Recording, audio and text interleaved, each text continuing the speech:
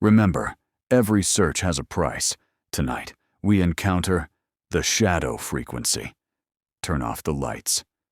Deep Realities begins. I am Ege, a university student. But I'm obsessed with reading the voids more than textbooks.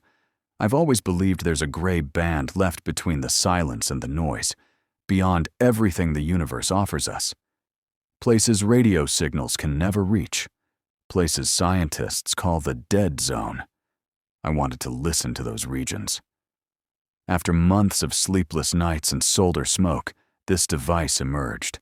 I named it the shadow frequency. It was made up of such simple, cheap parts that it worked by a miracle. From the outside, it was indistinguishable from a radio. But its purpose wasn't to receive a radio signal.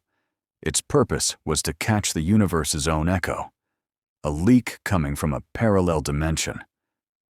The night of the test. The room was icy cold. I had tightly drawn the curtains. I turned the device on, and the static sound I expected didn't come. Instead, a shaky, wavy image slowly appeared on the screen. It wasn't a broadcast. It was a fleeting, instant picture, like a camera flash. But in that momentary frame, I saw my own room. Everything, absolutely everything, was the same. The half-finished coffee cup on my desk, the shape of the torn poster on the wall. The only difference was that someone seemed to have sucked the color out of the world. Everything was a pale shade, stuck between gray and white. This couldn't be interference. This was a copy of my universe, a touch quieter, a touch more lifeless. A mirror, and then, in the corner of the screen, that hand appeared. Very slowly, very carefully, it advanced towards the table, and the owner of the hand looked at the screen. It was me, or rather, my shadow. His eyes, they still haunt my dreams. My eyes were full of life, full of curiosity even when tired. But his eyes were glass. A piece of glass reflecting what it looked at, but not seeing it. I saw the lack of a soul, the void of a body. I could never turn the device off again. This had gone from a scientific discovery to a terrifying obsession. For hours, for days, I watched that screen. And I started to decipher the rules of that universe. In that universe, time moved much slower than ours. My 1 minute of movement seemed to last 10 minutes in their world. That's why they didn't seem to walk. They seemed to glide in slow motion. There was no sound. A complete silence reigned. It was as if every sound in that universe was trapped on the other side of the frequency. My voice created a loud, disturbing hum in their world. And the scariest thing, Shadow Mom. I saw her often inside the house, but she never did anything.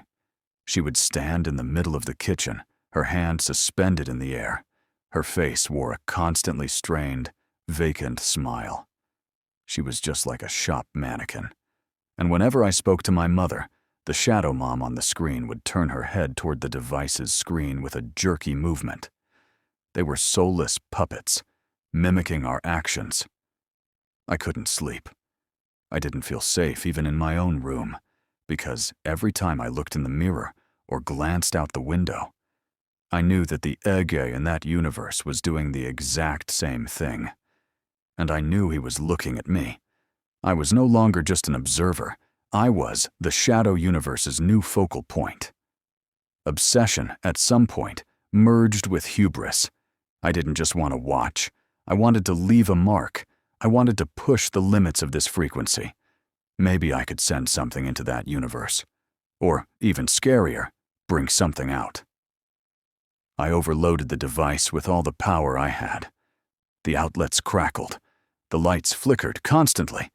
The device's screen shimmered, as if it was momentarily shedding its matter. The image became terrifyingly clear. It was no longer a glass barrier, but a transparent film. At that moment, Shadow Ege appeared on the screen. He wasn't just standing this time. He was coming directly toward the device, gliding in the darkness with those slow, jerky steps. And he placed his hand, that lifeless, icy hand, right in the middle of the screen. This time, the screen didn't bend. It tore. It was as if a thin line between space and time was being ripped apart by the device's energy. I felt a wave of pure cold rush into the room. I felt my body tremble. Immediately after, the sound of those jerky footsteps came from behind my room's door. A clear, mechanical, and definitely reverse sound. The frequency hadn't just allowed passage of image and sound, it had allowed a physical passage. In that moment, I realized I had made a terrifying mistake, not a scientific discovery. The door opened slowly with a painful squeak. He stood before me. Shadow Ege. He was completely silent. Only the void in his eyes shone, as if wanting to suck out my soul. He didn't walk, nor run. Just like I saw on the screen, he glided into the room, approaching me. I had to turn the device off. I had to seal this gateway. But fear had locked my legs. With one last burst of strength, I lunged over the chair for the device, but Shadow Ege was faster. He grabbed my wrist. His hand was a deathly cold. The moment it touched my skin, I felt the cold spreading, and my wrist, my arm, started to turn gray. It was taking the color of that universe. I was also becoming silent. With a final effort, I tried to pull my arm back. In that moment, I saw the power button on the device, a small, glowing light. With tears in my eyes, I reached out for that button one last time, and I pressed it. I was the one who pressed it. Conclusion. Behind the gray screen. The next day, neighbors noticed the apartment door was ajar. The police investigated everything. Ege's personal belongings were all there. Only one person was missing. Ege. On the table, they found that strange device. It was working, but the only thing it displayed was a static gray screen, just like the color of that universe. His body couldn't be found, and he was filed as a missing person. But I know, that device is still a gateway. And behind that gray screen, there is a Shadow Ege living in an endless, cold, parallel universe, sharing the same room as ours, mimicking our movements second by second.